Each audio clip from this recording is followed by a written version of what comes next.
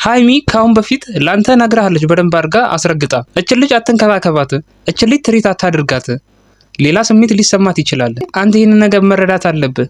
የሴት ልጅን ባህሪ በደንብ አድርገህ መረዳት አለብህ ብዬ አምናለሁ። ምክንያቱም ሃይሚ አስጠንቅቃህ ነበረ። ሃይሚ ልጅቷን ተረድታት ነበረ። ሲጀምር ካንተ ጋር ሆና ሃይሚን ለማሳመን ያደረጋችሁትን ነገር በሙሉ ስታደርግ በደንብ አይታት ነበረ። ላንተ ያላትን አመለካከት በደንብ ነበር የተረዳችው። በቃ ነገ ጠዋት አንተን አፈቅርሃለሁ እንደምትልህ ለሃይሚ በግልጽ ነበር የታያት። ይሄንን ስለፈራች ይሄንን ነገር ከሷ ጋር ያለህን ቀረቤታ ከሷ ጋር ያለህን ነገር ገደብ እንድታበጅለት አስጠንቅቃህ ነበረ። አንተ ደግሞ ሃይሚን ልትሰማት አልቻልክም።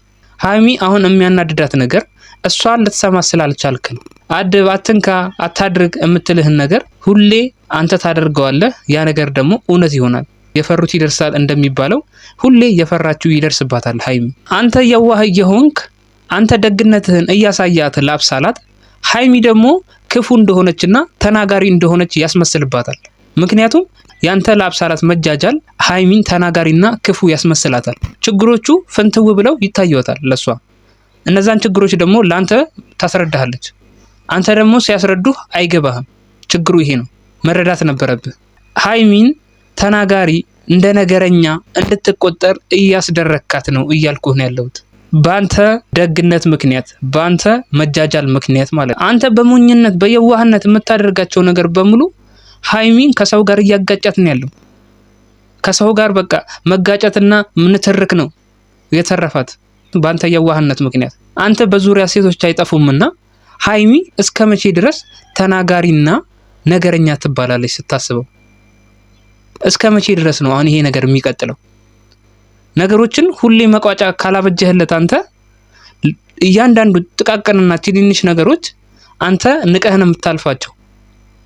ለምሳሌ አብሳላትን ስትቀርባት ገደብ አላበጀህለት።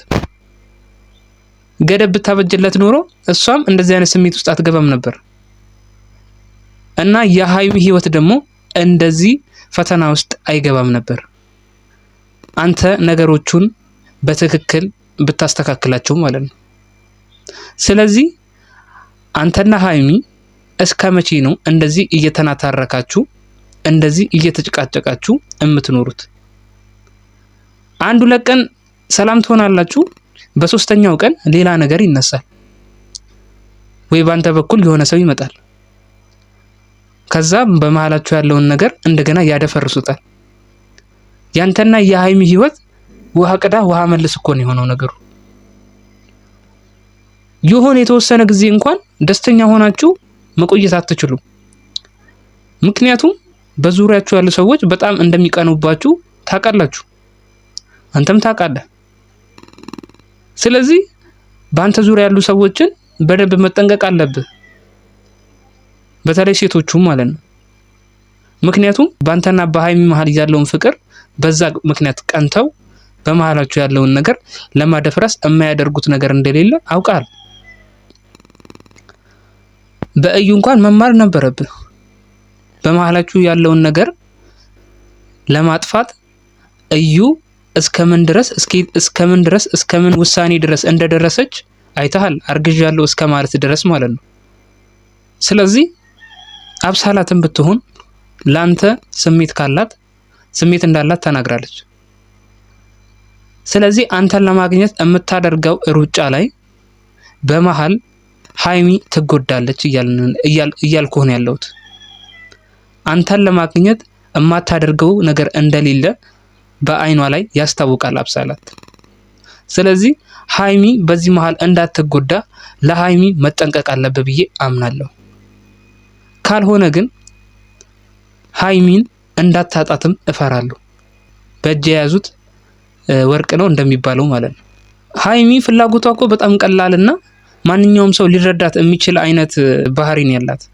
የሃይሚ ባህሪ በቃ ጸጥ ያለና የተረጋጋ ህይወት መምራት ነው በቃ ደስ የሚላት። ካንተ ጋርም ቢሆን ማለት ነው ጸጥ ያለ እንደዚህ ግርግር ያልበዛበት ባህሪዋ ራሱ እንደዛ ነው።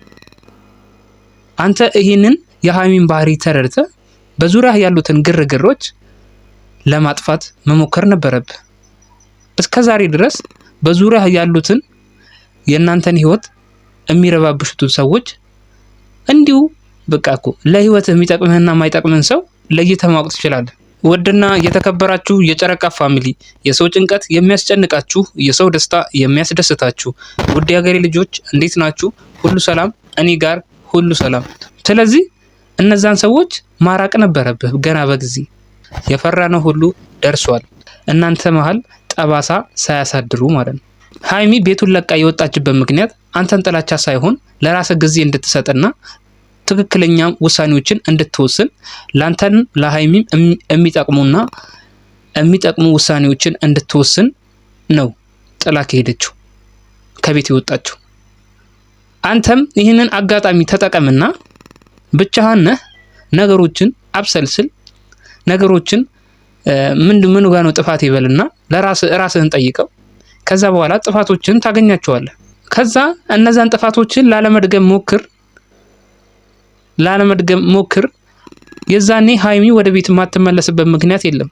እንግዲህ የዛሬው ቪዲዮ ይህን ይመስላል። በሌላ ቪዲዮ እንገናኛለን። ቻው።